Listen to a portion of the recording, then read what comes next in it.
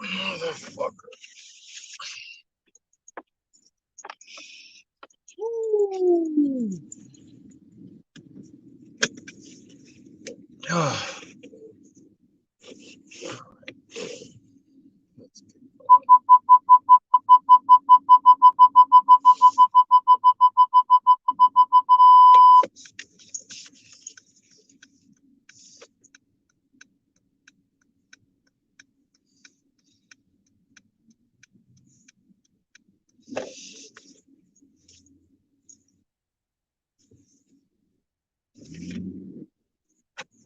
Right.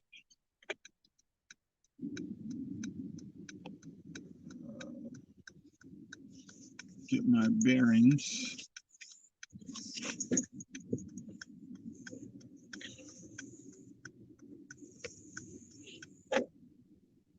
All right. I know it's been a little while since I've hit you guys up with a driving stream.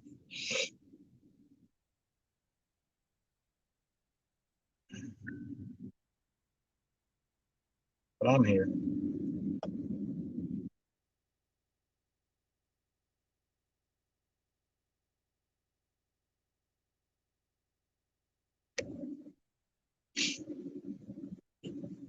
I'm here for you. Oh, looks like it's starting to rain a little bit.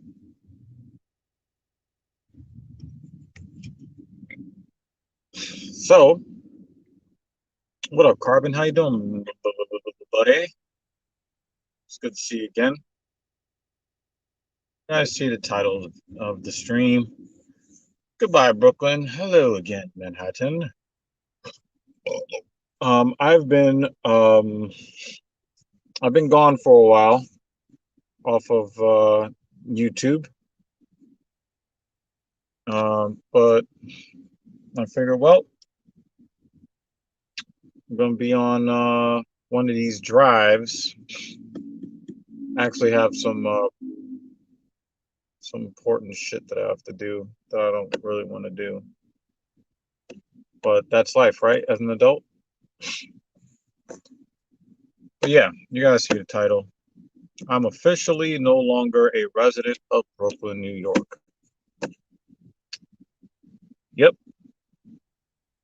I've been wanting to talk about it, but I got people in my wife's family that's all over social media. So didn't really want to announce it really. Oh, it's snowing. It's snowing. Yep, it's snowing. I didn't really want to announce it until it had been revealed to the wife's family. Uh, but yeah, I haven't really been able to get on these drives like I like to. Um, Everything's been so chaotic. Shout out to Up Your Ram. How you doing? You coming to live over here in the cold of Chicago? Hell no. That's not going to happen. Nope.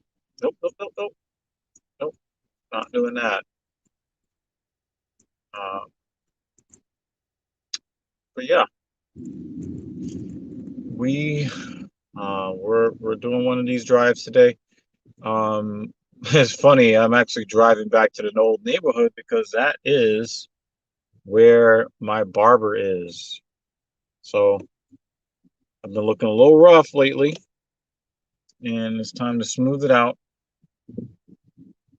Um, but yeah, over 4 years in Bedford Stuyvesant, Brooklyn. Um, not far from where Louis Rossman lives and is looking to move away from. Um, you know, um, living there was all right. It was all right, but it wasn't really really wasn't what it's not where it's at really. Especially if you're somebody with a car or someone that makes a decent amount of money. It's really not the kind of environment that you know you really want to be in. You know, I've a had discussions with a lot of people. I talked to my wife about this not that long ago, but it's like as minorities, we would love to be part of a movement or start a movement or be part of a community that makes the community better. However, when you are working really hard to elevate yourself in life, and there are people who are not really interested. Oh, come on, guy. Come on. Goodness gracious, good God Almighty. Oh, no, I'm not taking this light. Plus, I'm not in that big of a rush anyway. But guys, come on.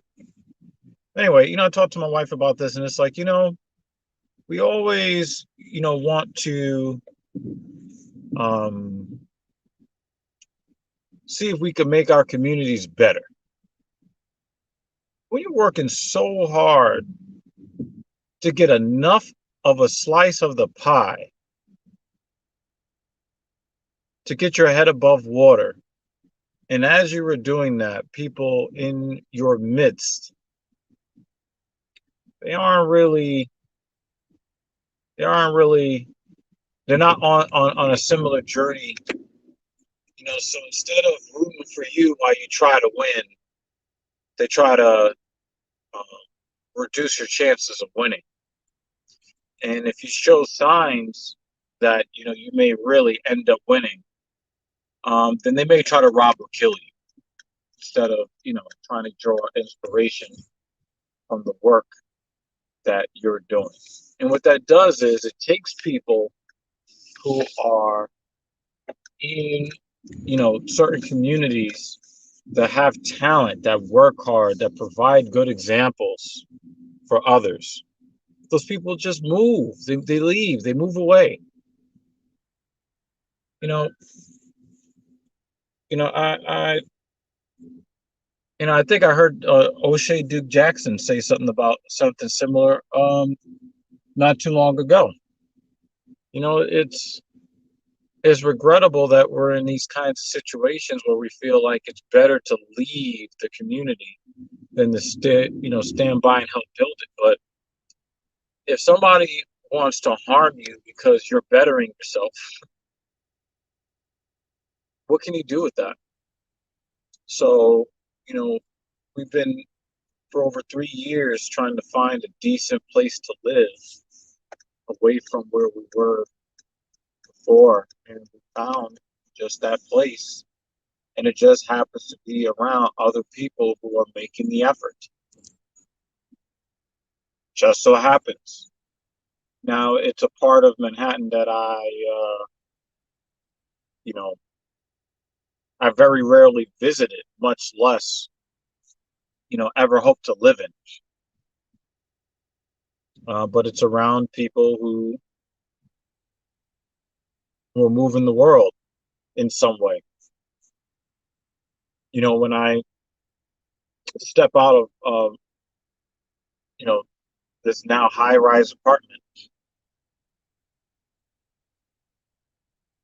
when I step out of my door, I'm less paranoid about other people seeing me around or knowing what my schedule or my patterns are, because other people are too busy doing the work necessary to better their lives and worrying about how they could possibly do something to me or my family. It takes a bit of that stress off me. Um, And it does make a huge difference psychologically speaking.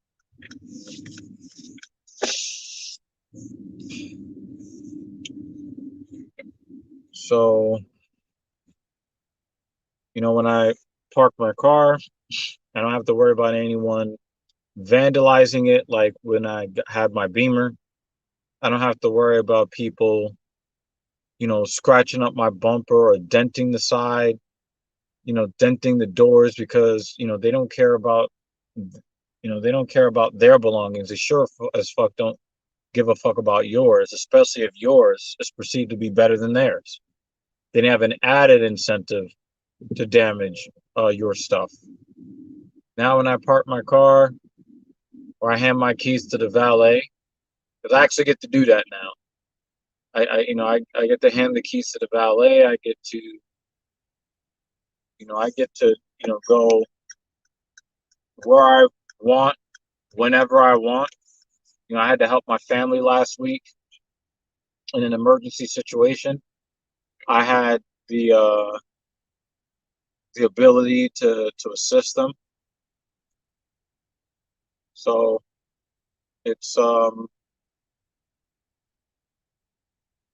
when your life kind of smooths out that way and allows you to accomplish different things, more can get done.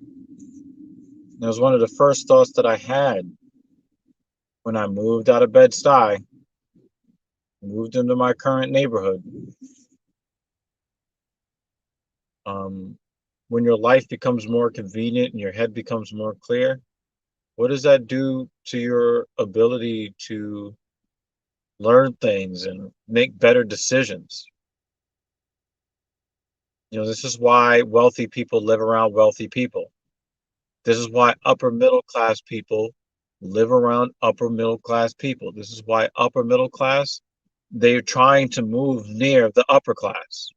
The middle class wants to move near the upper middle class. The working class wants to live near the middle class, or whatever's left of the middle class, I should say. And why do you think that is? Because there's less to worry about if you're in an environment where people are making effort, making an effort, whatever that effort is. What does not count as effort is trying to get fast money, robbing people, scamming people, drug dealing. That's not making an effort. That's just old stuff. That's living with a target on your back.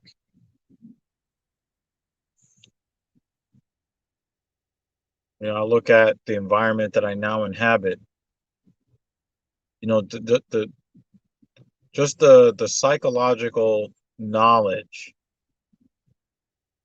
that I can go where I please, whenever I please, at any time of the day or night. It just changes everything. Not having to worry about um,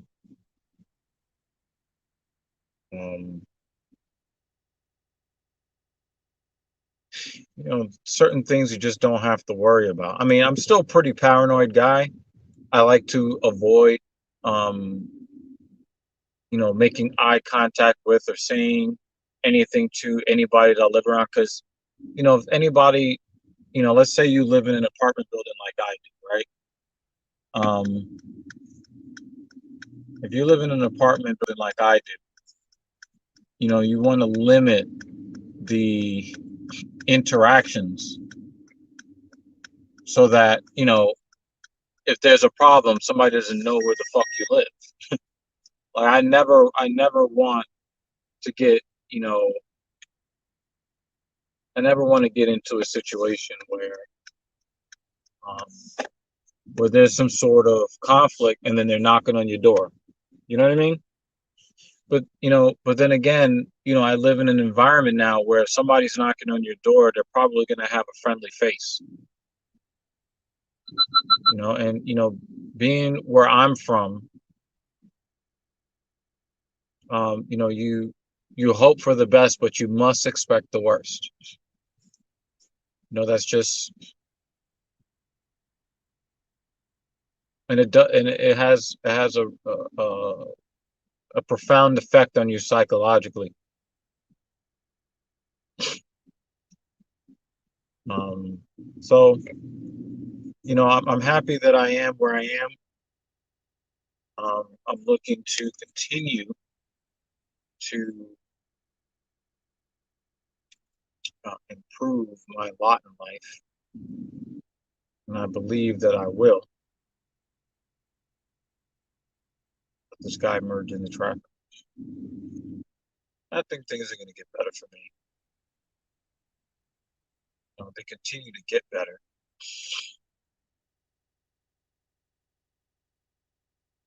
So, I'll be looking to get TSP going more regularly. Um,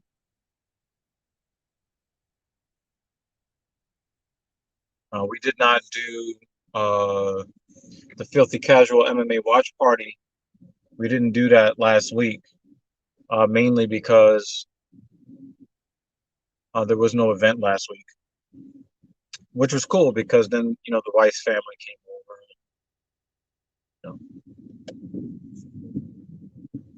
You know,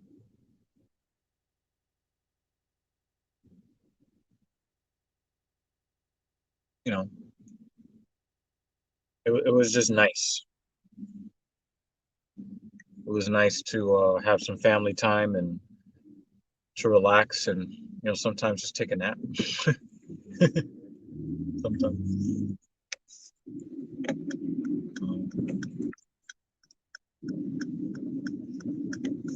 A guy in a MAGA truck got stopped by the police just now. Hopefully, he's got his Back the Blue um, membership card so that he can get away without getting a ticket. I want to see everybody, even the MAGA heads.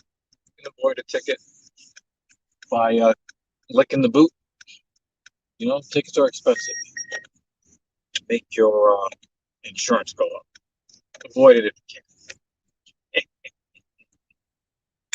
Anyway, yeah, Dr. is no longer in Brooklyn. Actually, I'm not terribly far from Louis Rossman's store, so I gotta go pay him a visit. I can appreciate it whenever he's there. I think he's looking to move to like Vermont or New Hampshire, one of these white ass places.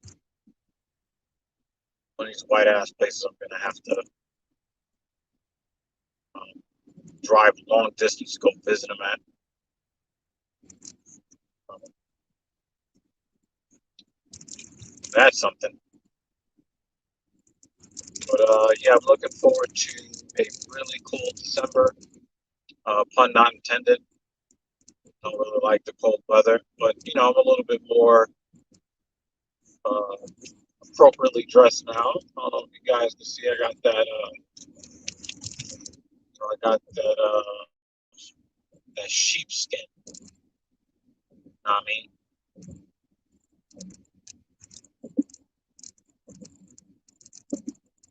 coat is pretty fucking good. I think it's the most I've ever spent on, but I'm hoping that it'll last.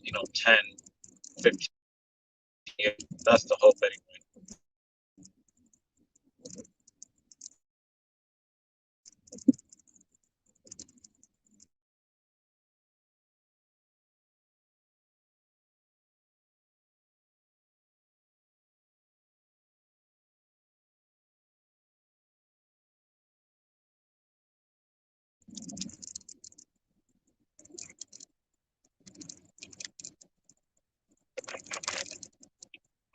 I'm dropping on the brakes today. Even on the exit. That's insane. I wonder why this whole track. Whoops.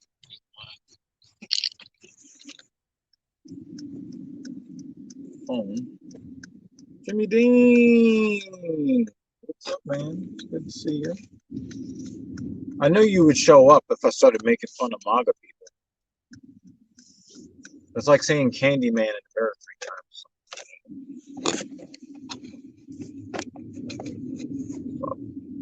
trying to keep this fucking stand.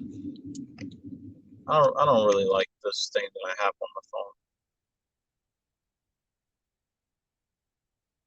Don't like it very much.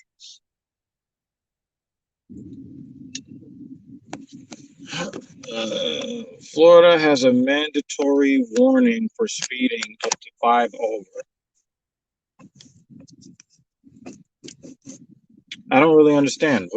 What exactly does that mean? Does that mean that, I mean, why would you even pull somebody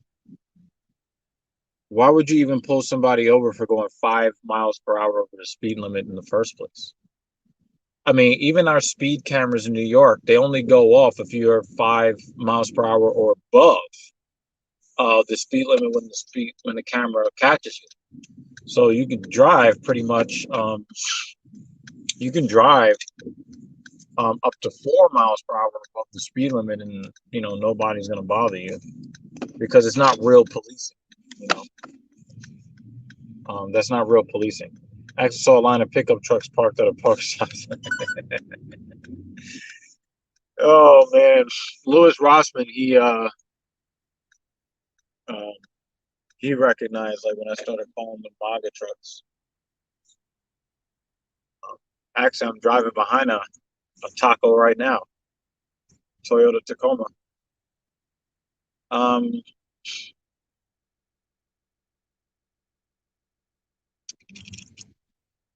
yeah, I got the idea from those MAGA heads that try to harass or run that Biden campaign bus off the road. Um, that's where I got the inspiration for that. Because I mean, you're talking about the biggest of pickup trucks, and they're flying their MAGA flags, you know, all that type of stuff. I can't believe there's really no traffic on the road. Very strange.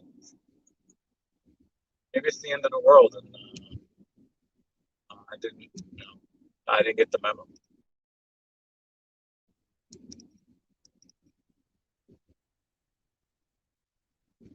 I mean, when the Mets are giving $45 million a year to a guy who probably should be considering retirement right now, and a guy who doesn't like the New York Mets. Oh man! Oh my God! Oh my God! Maybe the world isn't. It's all good though. We're gonna enjoy as much as we can before it's all over.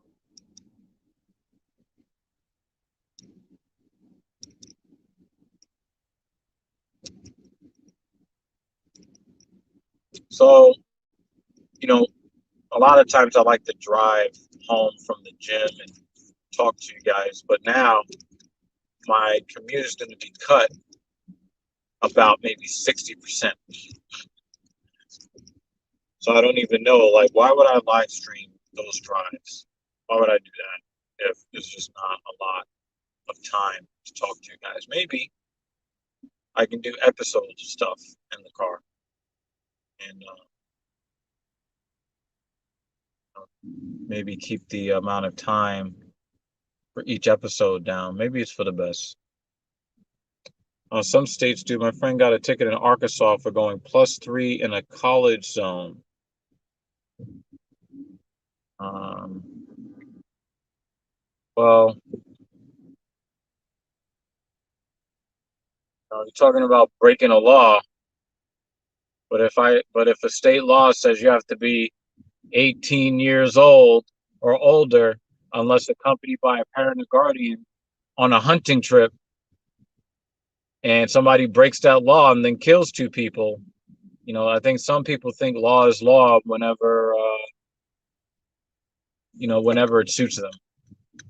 But it's not that big of a deal if the law broken, doesn't suit them for whatever reason. Do these people know that there's a red light camera that they're all just bypassing? Do they know that that's what they're doing? Because that's $50, and yeah. Still mad. I was never mad about it because I predicted it. But I like to point out little logical inconsistencies that people express from time to time. But I was never mad about it because that was my expectation. I think most black people knew that he was going to get off on those charges from the very beginning. You could see it during jury selection, the kind of attitude that the judge had, and it was very, very clear that he was not an impartial juror or jurist. That he was very biased. He was very open about his bias. He was unashamed and unrepentant for the biases that he has. So I don't really have a problem with that because he kept that same energy all the way through. He never pretended like he wasn't biased. So I respect it.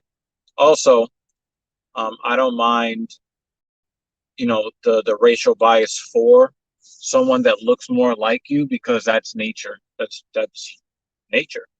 I want to say it's human nature, but it really is nature. Even down to insects. If you smell like somebody familiar, um, you know, they're going to protect you. And if you don't smell like somebody familiar, they're going to attack you. That's just nature. I think that the problem that I have is that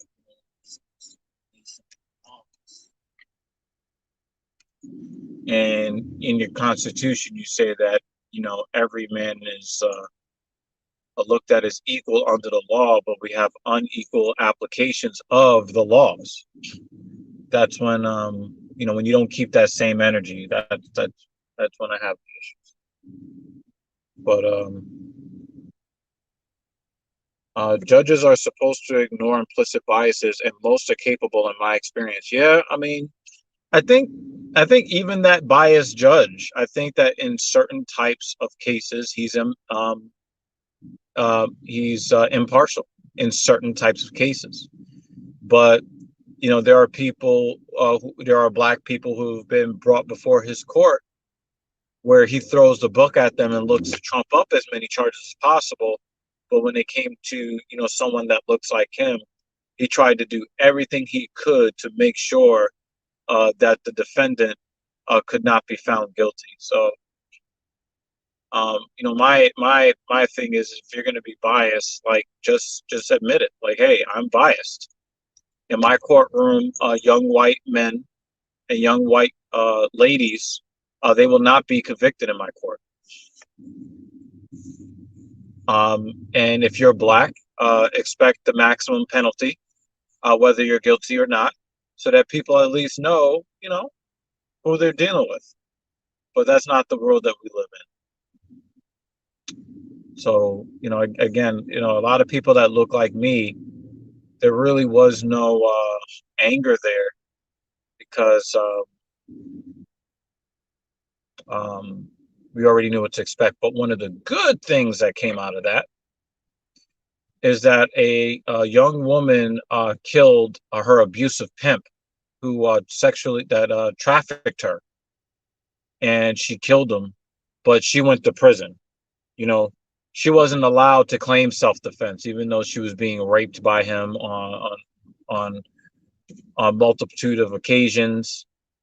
Even though she was being pimped out against her will, and she was not allowed to use the self-defense um, statute. So now that someone has gotten away with double homicide when they should have been convicted, now advocates are trying to get her conviction thrown out on those lines. Because, and I keep trying to tell people, whenever a court case goes a certain way, it creates case law, meaning that you don't need a legislator to change the law. If a judge rules one way or the other, or usually when a judge rules against a known law. So if Wisconsin says that minors under the age of 18 are not allowed to be in possession of dangerous weapons except um, under the supervision of a parent or guardian, also while hunting, and the judge allows someone to break that law without facing consequences, well, you just created case law. So you may start seeing more 17-year-olds in Kenosha, Wisconsin, carrying around guns, um, and of course, because they really are not, uh, because they are not mature, they're going to make mistakes and kill people. But we must let them get away with it, because if you let one person get away with it, you got to let everyone else too. So look out for that. But I'm hoping that that young lady, um, I'm hoping that that young lady gets the um, gets the legal recourse that she deserves by recently enacted case law.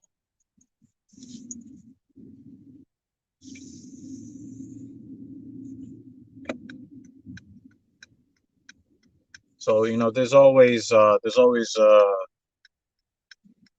lining, a silver lining every cloud.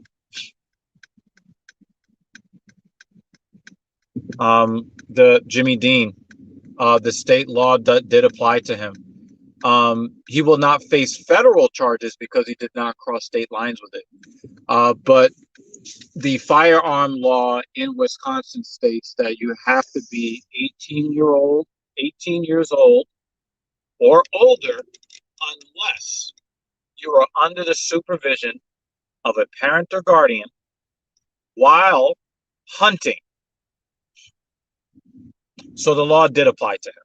The judge just felt like not applying it to him. That's really all that was.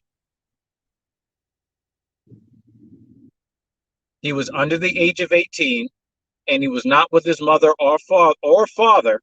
He was out there in the streets acting as a lone agent, also pretending to be law enforcement. That is not his job as a minor to enforce laws. That's not his job. So the law says that he had to be 18 years old.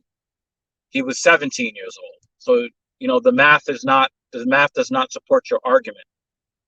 But then again, you are biased and you're very open about your bias. So I allow you to have that. But you cannot make 17 equal 18, because 17 is not equal to 18. Because if it was, then 17 would be 18. But we all know that that's not true. So we're hoping that this young black girl gets exonerated, because her life actually was in danger. She was being constantly raped and trafficked. Her life was in danger for real. Unlike his. Oh, and she didn't have any kind of weapon to protect herself from her rapist tip.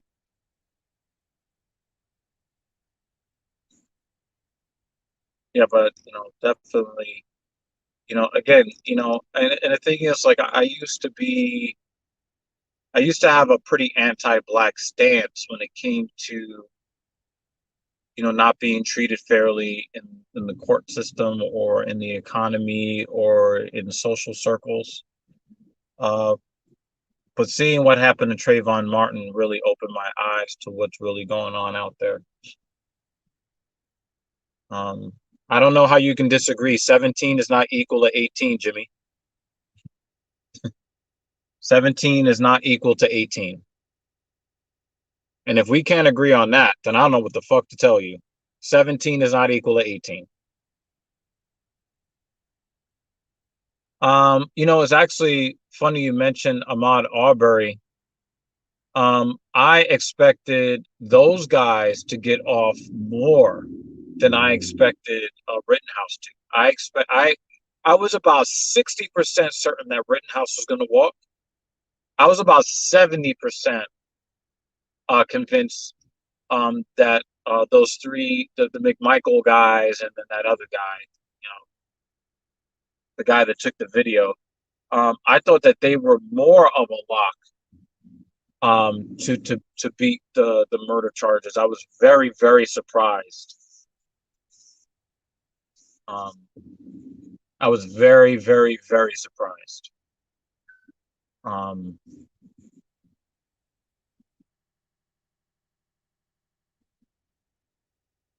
um, yeah, there were too many factors in the trial, especially when you look at the jurisdiction. I don't look at Kenosha, Wisconsin as a jurisdiction where people will be found not guilty just off the skin color. But again, I don't really know much about Kenosha, Wisconsin, but the municipality where Arbery was murdered, woo, woo, you could string a black man up by his neck on a tree, straight up traditional lynching. And it's not an open and shut case whether or not the murderers will be found guilty and then actually face prison time. It's not a lock. Um, I thought that simple math. The reason I thought Kyle Rittenhouse would face um, an actual penalty is because 17 is not equal to 18. And if the law says you need to be 18 and you're not 18, well, that's it. Open and shut. I thought that was pretty open and shut. But apparently there are some people that believe that 17 equals 18, unless they're black. Then 17 is 17, and then you need to be. Well, that's not always the case because there have been plenty of black kids under the age of 17 who have been charged as adults for various crimes, whereas young white people are charged as juveniles under similar circumstances. So 17 isn't always 17 unless it works against the black people. We'll elevate you to 18 if it's legally advantageous for you and you're white. I still don't understand how some people believe that 17 equals 18 when the law says 18. Um, but yeah, these are some of the arguments that people are making. That is the world that we live in today. And the thing is, I stopped trying to make sense of it because, when you have the cognitive dissonance that is flying around and people are going to believe whatever they want to believe, even when the facts are blatantly not in their favor. Um, um, you just have to accept it because anything else is just stressing your own self out, and then you got to blame yourself. I'm not going to be um, I'm not going to be getting all bent out of shape on those kinds of things because it's just simply not worth it. But, Rittenhouse was obvious self-defense. McMichaels was obvious murder. I'm surprised the cameraman got charged with felony murder, though. They both did the same thing. They both went out looking for trouble. And then when trouble found them, they discharged their weapons when they found the trouble that they were looking for. So I think that for the most part, there really isn't much of a difference. I don't really see where there's much of a difference. I don't. Both of them started the problems that were created, and then they killed people in response. So the main difference being is that one set of them believed that someone was somewhere they didn't belong, and the other person was somewhere that they just didn't belong themselves. And when you're talking about Kyle, he did not belong where he was in the capacity that he was there. If he was there to counter protest, then I would say absolutely. If he was 18 and a counter protester with that weapon, I would say self defense. But he was not a counter protester, not in the classical sense. I think in an ideological sense, he was. I think that he had, I think that that was the way that he was kind of practicing or voicing his lack of support for those who don't support a black man who is unarmed being shot in the back 7 times at close range. Certain people in a civilized society don't believe in a black man being shot in the back while unarmed 7 times at close range.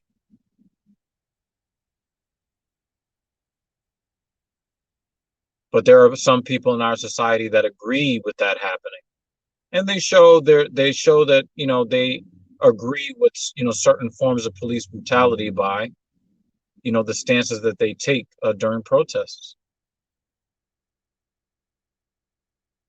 I guess that's okay. But had he been 18 and actively counter protesting, but brought his weapon to protect himself, and then people started chasing him, yeah, definitely self defense. Um, I would say he was looking for trouble, but it would definitely be self defense. But the fact of the matter is that he tried to act in an official capacity as a law enforcement agent while having no training and not being of age. So, oh yeah. Wait, hold on a second, hold on a second, hold on a second.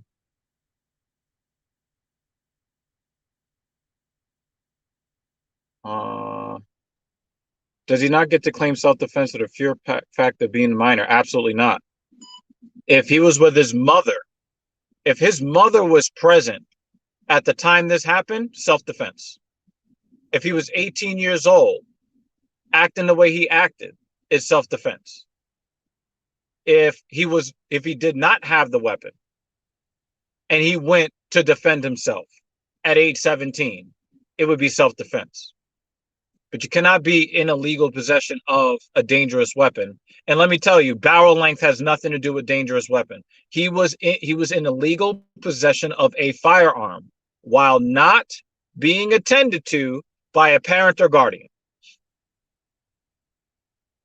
The judge wanted to divert our attention away from the statute by making it about something else, which creates case law. So I'm hoping that more of my 17-year-old black people in Kenosha, Wisconsin, they start arming up. Get your pistols. Get your long barrel AR-15s, because the judge in that case just made it legal. But we already know what happens when young black folks start carrying guns in the street. That's when laws start getting changed.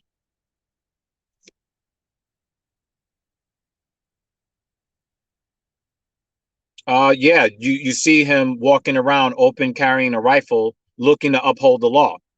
That is a Leo capacity, because that's what cops are supposed to do. He tried to act like a SWAT officer, like riot police.